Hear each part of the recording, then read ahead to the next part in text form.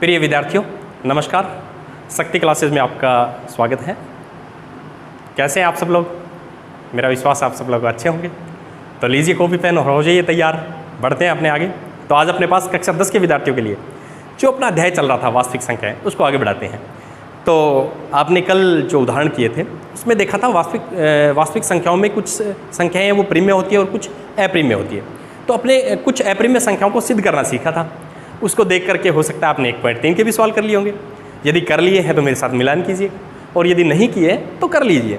चलिए अपने मिल करके 1.3 के सवाल करते हैं।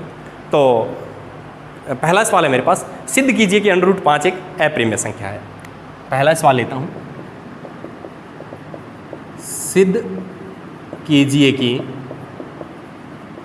√5 एक अप्रिमेय संख्या है। कल ऐसे सवाल अपने किए थे, ठीक है। तो बच्चों अपने इसमें देखा था कि अपने विरोधाभास विधि को उपयोग में लिया था। तो विरोधाभास विधि क्या कहती है कि यदि अपने को अप्रिमेय संख्या सिद्ध करनी है तो अपने इसको क्या मानना है? प्रिमेय मानना है। तो माना √5 एक प्रिमेय संख्या है, ठीक है, प्रिमेय संख्या है। तो बच्चों आपको याद होगा प्रिमेय संख्या की परिभाषा में आपने पढ़ा था, प्रिमेय संख्या वे संख्या होती है जिसको P/Q के रूप में अपने लिखा जा सकता है, जहां P और Q पूर्णांक है, Q का मान कभी शून्य नहीं होगा।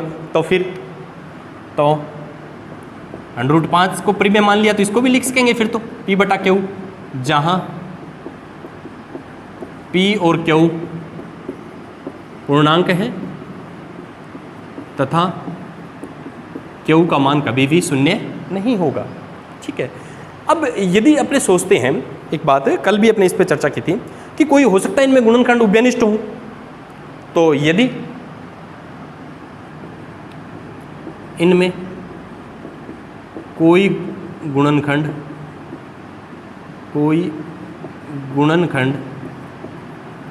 उभयनिष्ठ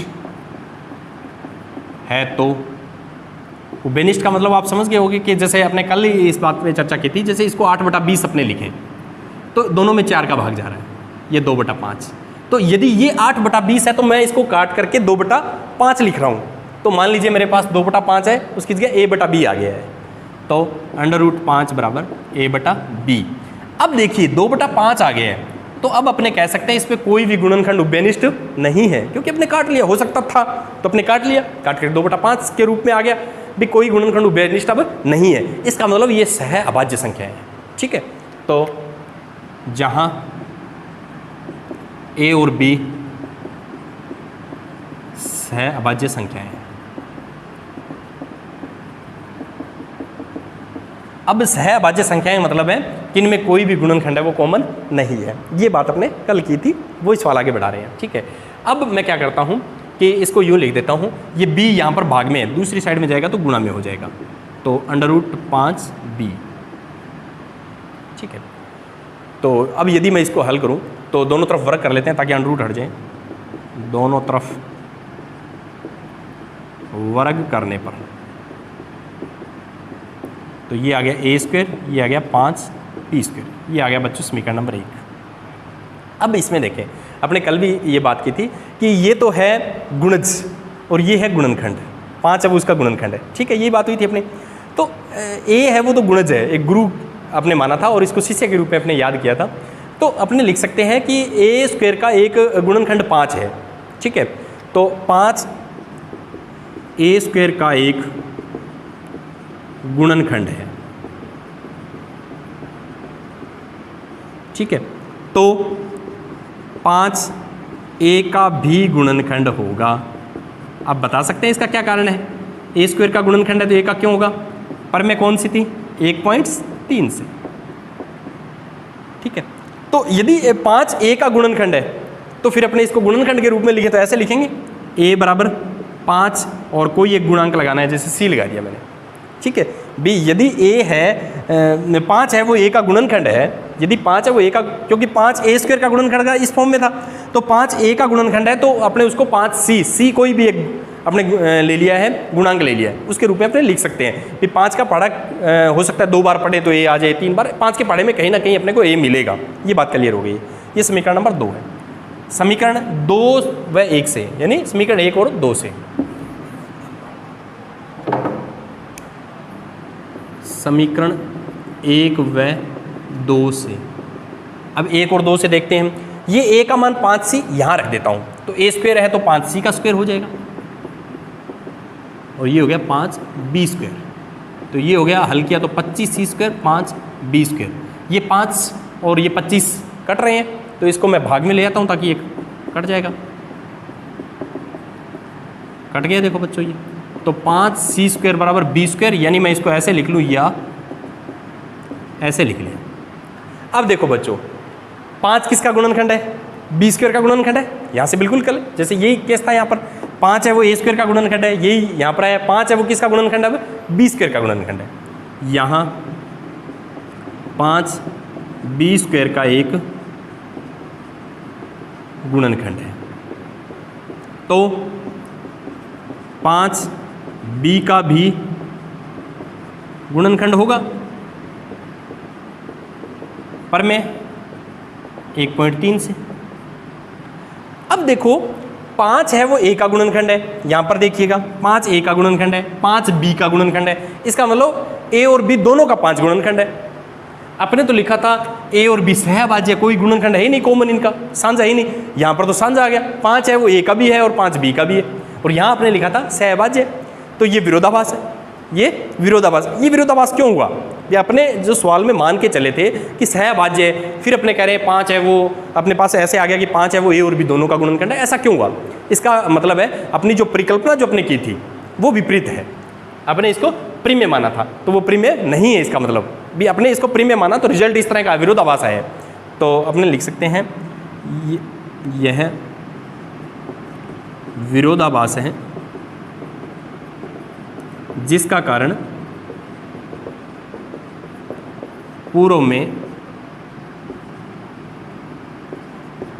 की गई हमारी विपरीत परिकल्पना है। अतः यदि अपनी परिकल्पना उसको सही माने तो फिर क्या होगी, 5 एक अप्रिमेय है, भी 5 यहाँ पे प्रिमेय है, उसको सही करें तो 5 एक √5 एक अप्रिमेय संख्या है। इस तरह से अपने कह सकते हैं कि ये √5 है वो एक अप्रिमेय संख्या है। तो कल ऐसे भी सवाल अपने किए थे। चलिए इसका दूसरा टाइप अब देखते हैं। ये अपना पहला सवाल था, अब दूसरा सवाल लेते हैं। तो बिल्कुल आसान सवाल है और इसका एक हर बार एग्जाम में एक सवाल आता है बोर्ड में, आपने देखा होगा पीछे के एग्जाम के जो पेपर है वो यदि अपने देखें तो हर बार अपने को इस तरह का एक सवाल मिलता है, √2 का मिले चाहे √3 का √5 का। चलिए अब दूसरा टाइप इसमें लेते हैं। सिद्ध कीजिए कि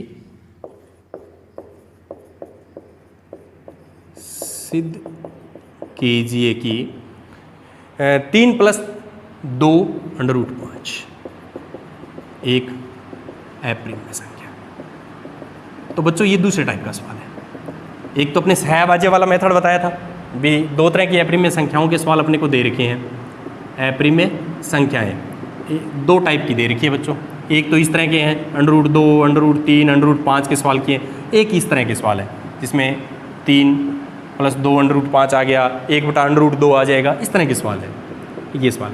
तो ये तो है सहभाज्य वाला मेथड, उसको अपने भी उसमें अप्रिमेय संख्या जो आपको एक बीच में दिखाई दे रही है उसको अलग करना है, उसका पृथक्करण करना है। तो चलिए देखते हैं। वही विरोधाभास विधि माना 3 + 2 √5 एक प्रिमेय संख्या है। तो यदि ये प्रिमेय संख्या है तो आप इसको p/q के रूप में लिख सकते हैं। तो 3 + 2 √5 = p/q।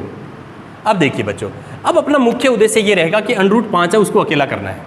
भी जो अप्रिमेय संख्या बिल्कुल क्लियर अपने को पता है, जैसे √2 है √3 है √5 है, ये अपने को बिल्कुल पता है कि ये अप्रिमेय है। अब अपने इसमें जोड़ घटाव में कुछ संख्याएं आ गई है तो उसके बारे में अपने नहीं कह पा रहे हैं कि वे कैसी है, तो अपने क्या करें, उस अप्रिमेय संख्या को अलग निकालने का प्रयास करें। तो सबसे पहले यहाँ से 3 हटेगा, पक्षांतरण करेंगे तो 3 यहाँ पर प्लस का दूसरी साइड में जाएगा तो माइनस का, पक्षांतरण कर दीजिएगा।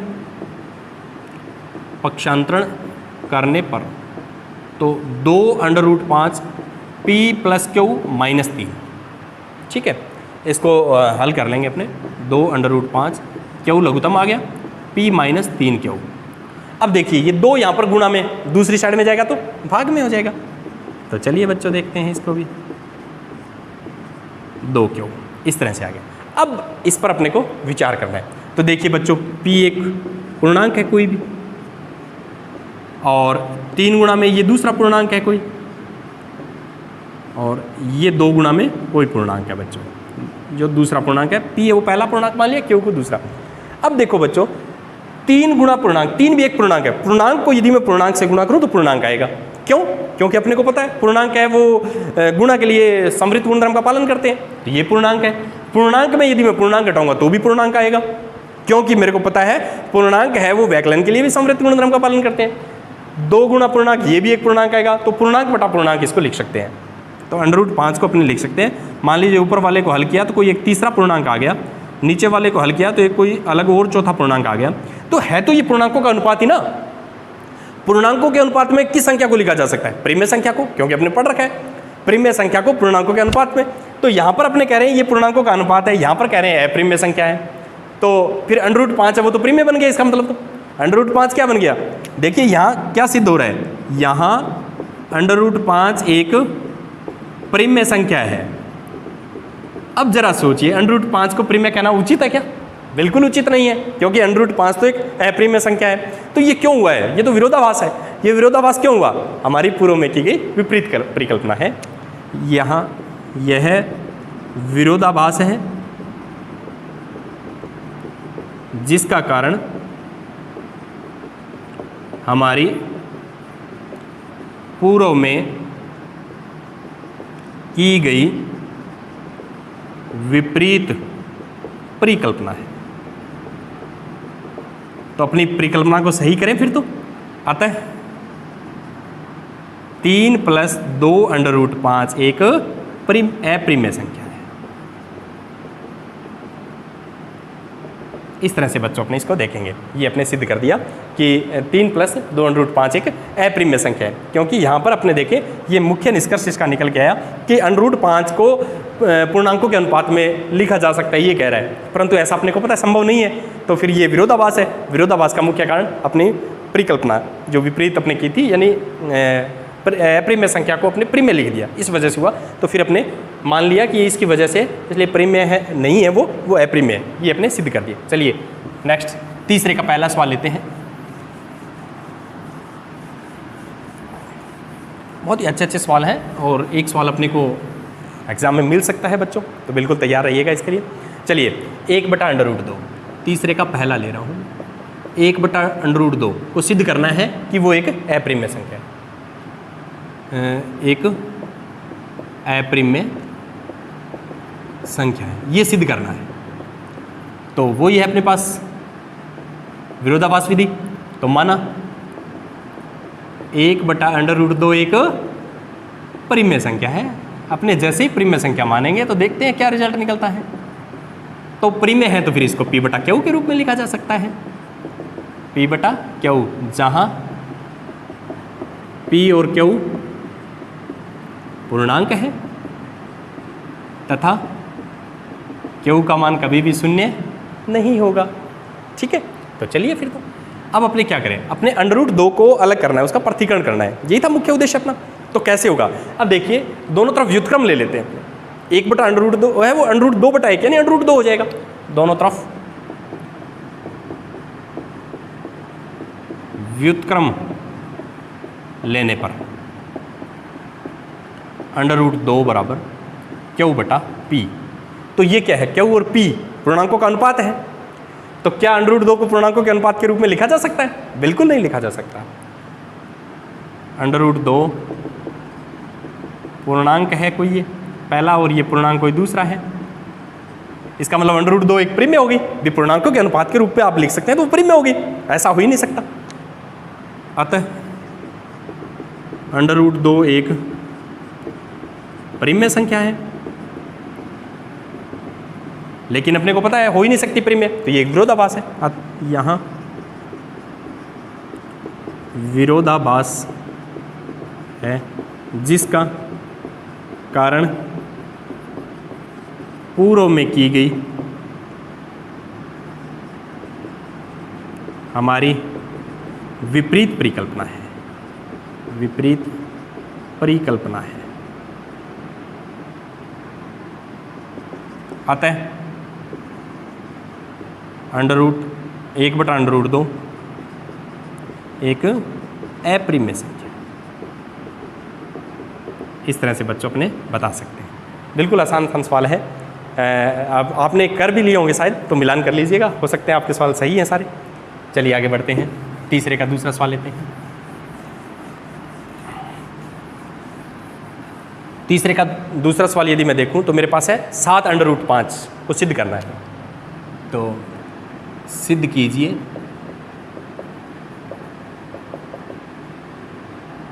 7√5 एक अप्रिमेय संख्या है। ठीक है, तो ये तीसरे का दूसरा सवाल है। तो माना अपने पास तो वही विरोधाभास भी थी, माना 7√5 एक परिमेय संख्या है। तो 7√5 को P/Q के रूप में लिख सकते हैं, जहां P और Q पूर्णांक है तथा Q का मान 0 नहीं होगा। ये परिमेय संख्या की परिभाषा से लिखा है। अब देखिए बच्चों, ये 7 यहाँ पर गुणा में है। अपना मुख्य उद्देश्य यहाँ पर ये रहेगा कि जो अप्रिमेय संख्या बिल्कुल अपने को क्लियर दिखाई दे रही है, जैसे इसमें √5 है, उसको अलग करना है। तो 7 यहाँ पर गुणा में दूसरी साइड में जाएगा तो भाग में हो जाएगा। तो ये पूर्णांक है, ये पूर्णांक है, पूर्णांक को पूर्णांक से गुणा करूँगा तो पूर्णांक ही आएगा ना। तो ये सपोज कीजिए मेरे पास पूर्णांक है कोई पहला, और ये 7 और ये कोई दूसरा पूर्णांक है। तो बच्चों इसको यदि अपने देखते हैं भी, ये तो पूर्णांक है ही है, 7 भी एक पूर्णांक है, पूर्णांक को पूर्णांक से मैं गुणा करूँगा तो पूर्णांक ही आएगा ना, कोई तीसरा आ जाएगा, बस हो इतना ही सकता है। तो पूर्णांक, तो क्या √5 को पूर्णांकों के अनुपात के रूप में लिखा जा सकता है? क्योंकि यदि √5 को अपने पूर्णांकों के अनुपात में लिख दिया तो वो प्रिम्य है। क्या √5 एक प्रिम्य है? बिल्कुल प्रिम्य नहीं है। ये क्या है? विरोधाभास। क्यों हुआ विरोधाभास? क्योंकि अपने पूर्व की परिकल्पना है वो विपरीत है। यहाँ √5 एक प्रिम्य संख्या है, यह विरोधाभास है, जिसका कारण हमारी पूर्व में की गई विपरीत परिकल्पना है। अतः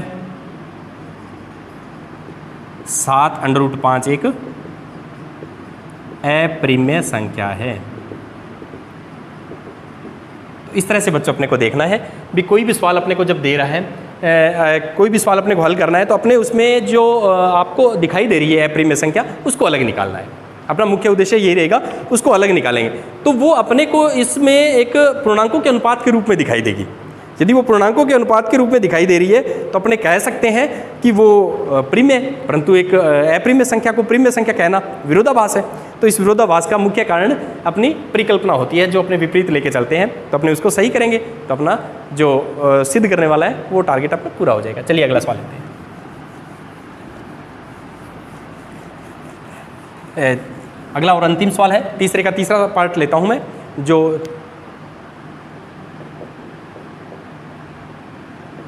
6 + √2 इसके लिए लिखा गया कि सिद्ध करना है 6 + √2 एक अप्रिमेय संख्या। तो माना, इसका प्रूफ लेते हैं विरोधाभास विधि से, माना 6 + √2 एक प्रिमेय संख्या है। तो बच्चों इसको प्रिमेय संख्या आपने मान लिया तो आपको पता है इसको P/Q के रूप में लिखा जा सकता है। तो 6 + √2 बराबर P/Q, जहाँ P और Q पूर्णांक है तथा Q का मान कभी भी 0 नहीं होगा। ठीक है, तो पक्षांतरण करें अपने, क्योंकि अपना मुख्य उद्देश्य यहाँ पर क्या होता है कि जो अंडर रूट वाली संख्या उसको अकेला करना है, उसका पृथक्करण करना है। तो 6 यहाँ पर प्लस का, दूसरी साइड में जाएगा तो माइनस का। चलिए बच्चों देखते हैं क्या रिजल्ट आता है। √2 इसका लघुत्तम आ गया बच्चों Q, तो P - 6Q। तो देखिए यहाँ पर ये पूर्णांक है कोई फर्स्ट, ये 6 गुना कोई सेकंड पूर्णांक है, और ये भी कोई सेकंड पूर्णांक है बच्चों। तो अपने देखते हैं, ये भी 6 पूर्णांक है और ये भी कोई पूर्णांक है। पूर्णांक को पूर्णांक से गुणा करूंगा तो पूर्णांक आएगा, पूर्णांक में से पूर्णांक घटाऊंगा तो भी पूर्णांक आएगा, क्योंकि पूर्णांक है वो व्याकलन के लिए भी समृद्ध होते हैं और गुणा के लिए समृद्ध है। तो ये कोई मान लीजिए तीसरा पूर्णांक आ गया बच्चों, पूर्णांक थर्ड आ गया है कोई, और ये अपने पास सेकंड पूर्णांक है कोई भी। तो कहने का मेरा मुख्य उद्देश्य ये है ना कि है तो ये पूर्णांकों का अनुपात ही, तो क्या √2 को पूर्णांकों का अनुपात लिख सकते हैं? यदि √2 को पूर्णांकों का अनुपात लिख सकते हैं तो फिर ये परिमेय है। मैं ऐसे लिखूं फिर तो यहाँ √2 एक परिमेय। क्या ये उचित है लिखना? बिल्कुल उचित नहीं है। √2 और परिमेय संख्या बिल्कुल विरोधाभास है। ये तो यह विरोधाभास है, जिसका कारण हमारी पूर्व में की गई परिकल्पना है। पूर्व में क्या परिकल्पना ऐसी की थी जिसकी वजह से ये विरोधाभास हुआ है? पूर्व में हमारी परिकल्पना थी कि 6 + √2 एक परिमेय संख्या है, उसको बदल दीजिए फिर। अतः 6 + √2 एक अपरिमेय संख्या है। तो इस तरह से अपने एक अपरिमेय संख्या है वो सिद्ध कर सकते हैं। तो बच्चों इसमें 2 तरह के सवाल थे, तो आपने भली भांति इसको देखा होगा। तो चलिए अब अपना 1.3 चैप्टर पूरा होता है, आपको समझ में भी आया होगा। तो इसको अपनी गृह कार्य के रूप में कीजिए और मिलते हैं नेक्स्ट वीडियो में। तब तक के लिए धन्यवाद।